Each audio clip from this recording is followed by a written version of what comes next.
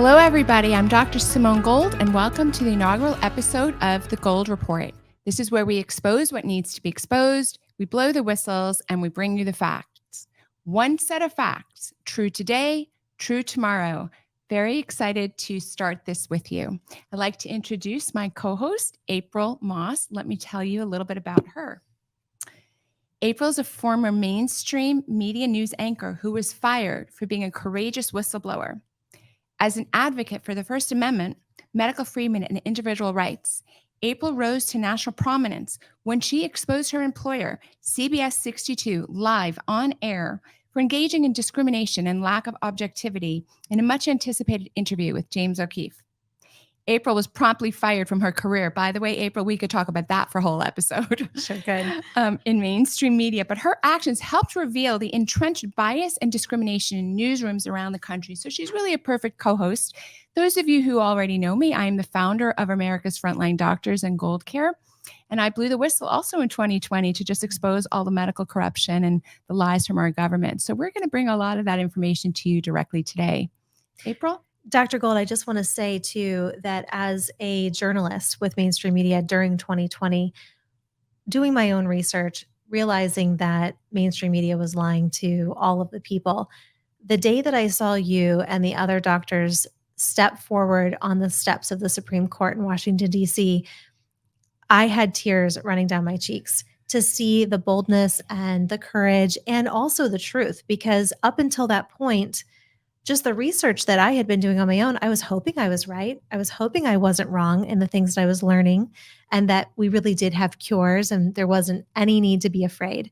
So I just want to thank you. You were a huge reason why I had the courage to eventually step down from my position with mainstream media and the corrupt industry that it has become.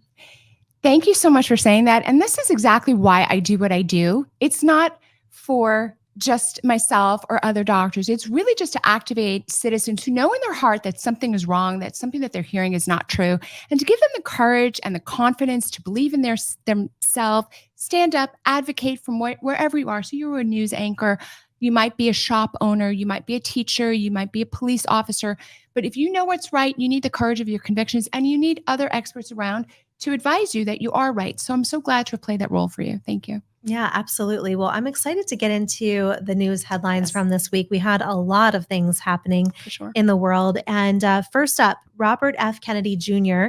teased a major announcement. He says he will unveil his special plan on October 9th to save the country. We're also going to talk about Speaker Kevin McCarthy, who was ousted from the House, and President Trump being nominated for the position. Many others are now announcing that they are in the running. We're going to get into that. The Michigan Supreme Court becomes the first in the nation to adopt they pronouns. The DOJ fines Georgia Tech $500,000 for advertising jobs only to U.S. citizens. And the Nobel Prize was awarded to two scientists for their role in the mRNA clot shots. We're going to get into that in more detail. And finally, Justin Trudeau moves to censor podcasts in his latest push to regulate the internet. So we've got an exciting lineup for you today. And of course, our special guest, Dr. Joseph Ladapo, coming on the show a little bit later. Excellent. These are all very important issues. So we strive to bring you really just the most important issues quickly in a nutshell once a week. So, Dr. Gold, I'd love to hear your opinion on this announcement from Robert F. Kennedy Jr. But first, let's take a listen to what he had to say.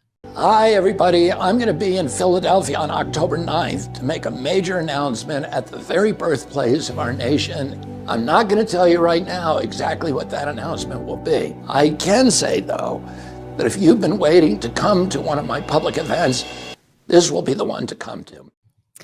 You know, I had the pleasure of meeting Mr. Kennedy several times over the last few years.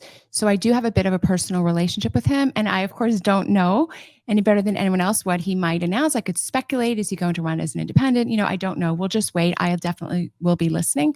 What I can say is I feel very grateful to him for elevating the issue of medical freedom and informed consent to the national platform.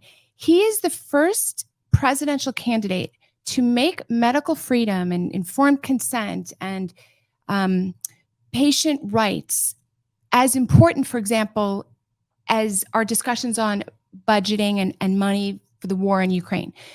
We really don't see that so often from presidential candidates, that they're really looking at the average American situation. So I am waiting to hear what he has to say. And, God bless him for elevating medical freedom to top rung. To watch today's full episode, visit thegoldreport.com.